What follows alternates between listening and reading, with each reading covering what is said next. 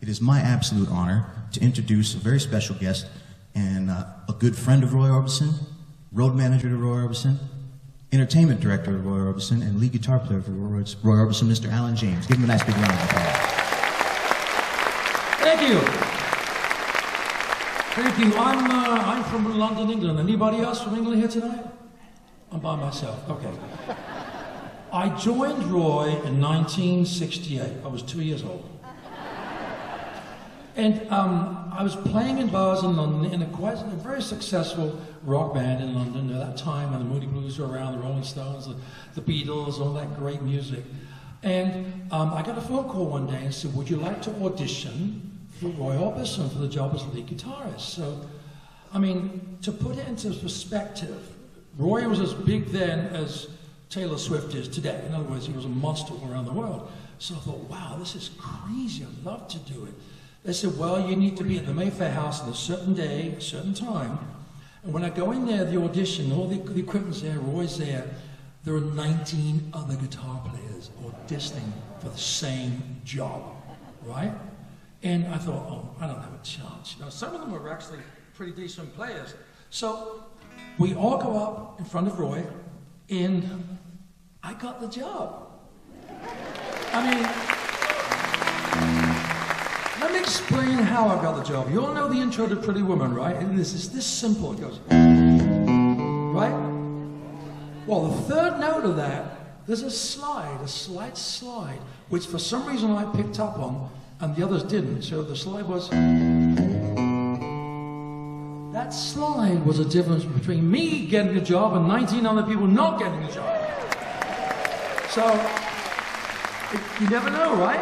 So if it wasn't for that one slide, I wouldn't be here performing with Jesse. By the way, is Jesse great or what? It's fabulous. There's another quick story. When they asked me to do these shows, I've been asked to do these shows many times because I was with Roy for 12 years. I used to babysit his kids. I introduced him to his wife. So we were really, really close. And I said, no, I'm not interested. But then they said, and they played me some videos of Jesse singing. And he's so fabulous. Not many people can sing like Roy Orbison. Would you admit that? I mean, that's a unique voice, but he has it.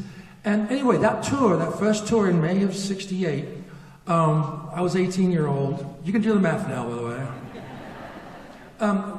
We were on tour, and Roy came to us halfway through the tour and said, hey, we're going to play the Playboy Club in London, okay? Well, you ask an 18-year-old kid to play the Playboy Club, that's right.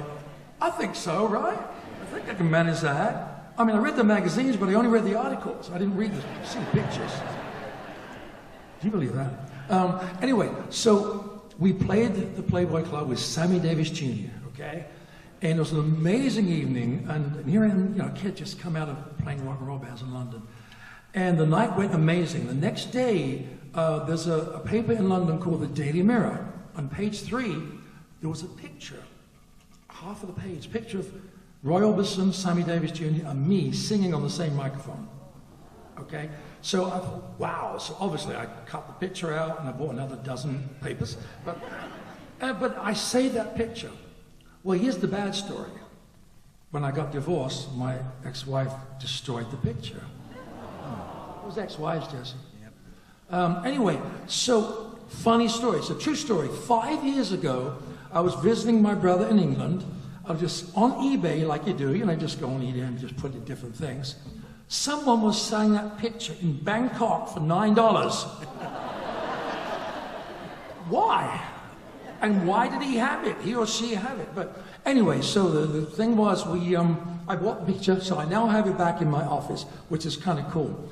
That was a tour, which is a happy tour because of stuff like that. The sad part of the tour was on the last night, Roy's house in Nashville burnt down and 2 of his kids were killed. And they found out about it halfway through the show.